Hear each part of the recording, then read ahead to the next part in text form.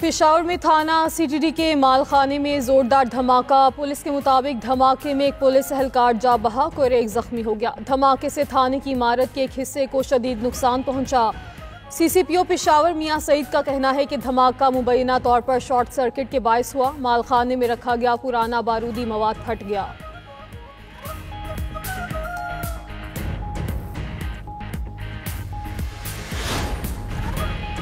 लाहौर समेत पंजाब में फ़ज़ाई आलूदगी बरकरार। 346 AQI के साथ लाहौर दुनिया का दूसरा आलूदा तरीन शहर करार। भारतीय दारुल हुकूमत नई दिल्ली 404 AQI के साथ दुनिया का आलूदा तरीन शहर बन गया। कराची में भी फ़ज़ाई आलूदगी का राज। माहिरीन की शहरियों को मास्क लगाने और एहतियाती तदाबीर अपनाने की हिदायत।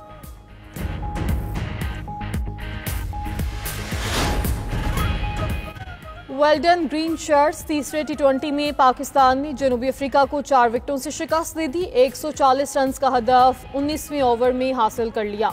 सीरीज पाकिस्तान ने 2-1 से अपने नाम कर ली। किंग बाबर आजम की फॉर्म में वापसी। 27 गेंदों पर 68 रन की मैच विनिंग इनिंग्स खेली। साहबजादा फरहान ने 19 और सलमान अली आगा ने 33 रन बनाए। पाकिस्तान की दावत पर मेहमान टीम बैटिंग के लिए आई तो शाहीन अफरीदी ने पहले ही ओवर में 2 विकेटें उड़ा दी। मेहमान टीम मुकर्रर ओवर्स में 9 विकेटों के नुकसान पर 139 रन बना पाई। Babar Azam player of the match और Faheem Ashraf player of the series करार। वनडे सीरीज 4 नवंबर से फैसलाबाद में शुरू होगी। अफगान तालिबान के झूठे बयानात से हकायक नहीं बदलेंगे। दहशतगर्दी के खिलाफ इकदामात जारी रहेंगे। वज़ीर दिफा ख्वाजा आसिफ का तर्जुमान अफगान तालिबान के गुमराहकुन बयान पर रद्द-ए-अमल। कहा, सियासी और अस्करी क़यादत समेत तमाम पाकिस्तानी अवाम सिक्योरिटी पॉलिसियों पर मुत्तफिक हैं। अवाम बिलखसूस खैबर पख्तूनख्वा के लोग अफगान तालिबान रजीम की भारत के ज़ेरे सरपरस्ती वहशियाना दहशतगर्दी से आगाह हैं। पाकिस्तान के अवाम अफगान तालिबान रजीम के इरादे या तर्ज अमल पर कोई वहम नहीं रखते। ख्वाजा आसिफ का मजीद कहना था कि भारत पाकिस्तान को मशरकी और मगरबी दोनों महाजों पर मसरूफ रखना चाहता है। भारत की एक और घिनौनी साजिश पाकिस्तानी एजेंसियों ने नाकाम बना दी। जासूसी करने वाला मल्लाह गिरफ्तार। फोर्सेस की वर्दियां, सिम और मुल्क की करेंसी बरामद। वज़ीर इत्तलात अताउल्लाह तारड़ ने कहा, भारत ने पाकिस्तानी मछेरे जाज मल्लाह को समंदर से गिरफ्तार किया। रिहाई के बदले वतन मुखालिफ इस्तेमाल किया। मल्लाह ने आर्मी, नेवी और रेंजर्स की वर्दियां खरीदी तो एजेंसियों ने निगरानी शुरू कर दी। भारतीय प्रोपेगेंडा और राब्तों के तमाम शवाहिद मौजूद हैं।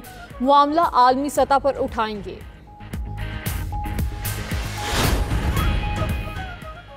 दहशतगर्दी में जो भी मुलविस होगा आहनी हाथों से निपटेंगे। वज़ीर-ए-आज़म शहबाज शरीफ का अज़म। जाती उम्रा में पार्टी कायद नवाज शरीफ से मुलाकात। मुल्क की सियासी और मुआशी सूरत हाल और दीगर अमूर पर बातचीत।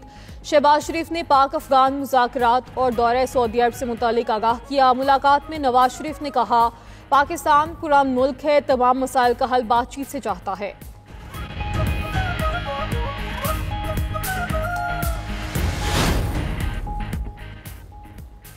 वज़ीर-ए-आज़म के कोऑर्डिनेटर इख्तियार वली ने सुहेल आफरीदी से मुस्ताफ़ी होने का मुतालबा कर दिया। 9 मई से मुतालिक नई वीडियोस दिखाते हुए कहा, वीडियो शवाहिद से इश्क इमरानी में मुब्तला सुहेल आफरीदी का परतशद्दुद चेहरा सामने आ गया। ये शवाहिद सुहेल आफरीदी की नाअहली के लिए काफ़ी हैं। अब इनका वज़ारत आला के मनसब पर बैठे रहने का कोई जवाज़ नहीं रहता। इख्तियार वली ने मजीद कहा, काबीना पर मुशावरत का कहना है, जान लें सुप्रीम कोर्ट का फैसला मौजूद है कि हुकूमत साजी में कैदी का अमल दखल नहीं हो सकता। हर 3 में से एक पाकिस्तानी जहनी बीमारी में मुब्तला। मर्दों के निस्बत ख़वातीन ज़्यादा जहनी दबाव और तज़ादात का शिकार हैं। कराची में दिमागी सेहत से मुतालिक 26वीं आलमी कॉन्फ्रेंस में परेशान कुन आदादोशुमार सामने आ गए। रिपोर्ट के मुताबिक मुआशी बदहाली और बेरोजगारी जहनी तनाव बढ़ा रही है। 1/4 नौजवान और 100 में से 5 बच्चों में दिमागी बीमारियां हैं। मुल्क में जहनी मरीजों की तादाद 25 लाख के करीब पहुंच चुकी है। माहिरीन नफ्सियात की शदीद कमी है। दहशतगर्दी, सैलाब, ज़लज़ले नफ्सियाती मसाइल पैदा कर रहे हैं। माहौलियाती तब्दीली भी जहनी दबाव में इजाफे का बायस करार। माहिरीन ने हुकूमती सतह पर जहनी सेहत की जामे पॉलिसी बनाने का मुतालबा किया है।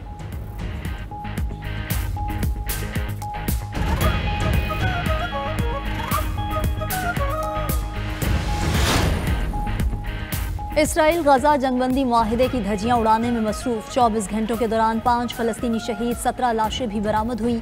वजारत सेहत के मुताबिक जंगबंदी के बाद से हमलों में 226 फलस्तीनी शहीद, 594 जख्मी हो चुके।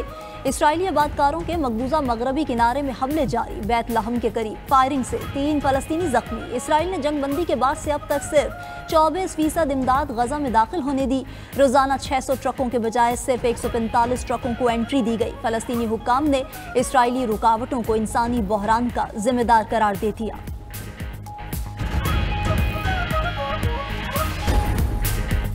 कनाडा के वजीर आजम ने एंटी टैरिफ इश्तिहार पर ट्रंप से मुआफ़ी मांग ली। मार्क कार्नी ने कहा कि एंटी टैरिफ इश्तिहार पर अमेरिकी सदर डोनाल्ड ट्रंप से मुआफ़ी मांगी है, वो नाराज थे। इश्तिहार का जायजा लेने के बाद इसे दोबारा नशर ना करने का भी कह दिया। कैनेडियन वजीर आजम की जनूबी कोरिया में चीनी सदर शी जिनपिंग से मुलाकात। खबर एजेंसी के मुताबिक तिजारत के हवाले से कोई बड़ी पेशरफ्त ना हो सकी।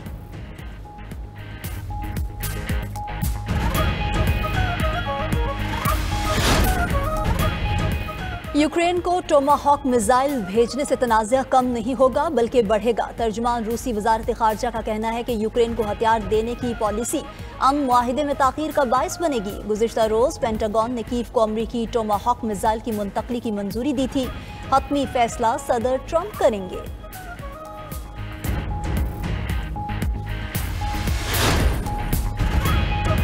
कैरिबियन में अमरीकी फ़ौज की तादाद में गैर मामूली इजाफा, 4000 फ़ौजी कैरिबियन के लिए रवाना। दिफाई माहिरीन के मुताबिक ख़ित्ते में दहाइयों के बाद सबसे बड़ी अमरीकी फ़ौजी मौजूदगी है। खबर एजेंसी के मुताबिक कैरिबियन में 10,000 फ़ौजी, 6,000 नेवी एहलकार, 8 जंगी जहाज़ और 1 जौहरी आबदोज तैनात की जा चुकी है।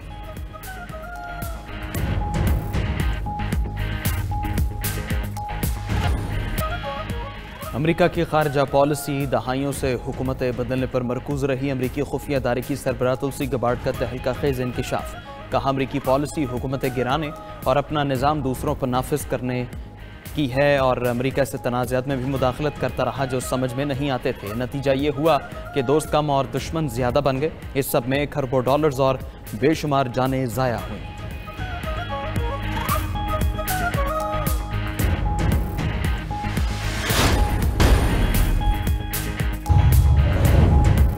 कराची के इलाके गुलिस्तानी जौहर ब्लॉक 12 में झोंपड़ियों में लगी आग पर काबू पा लिया गया। 200 से ज्यादा झोंपड़ियां जलकर खराक।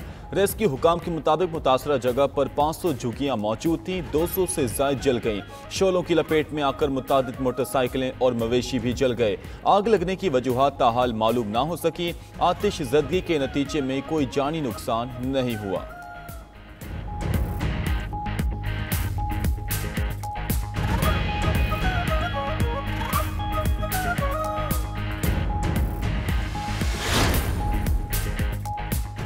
अमरीकी सदर ट्रंप ने नाइजीरिया को फौजी कार्रवाई की धमकी दे दी। नाइजीरिया को दी जाने वाली तमाम इमदाद रोकने का भी ऐलान।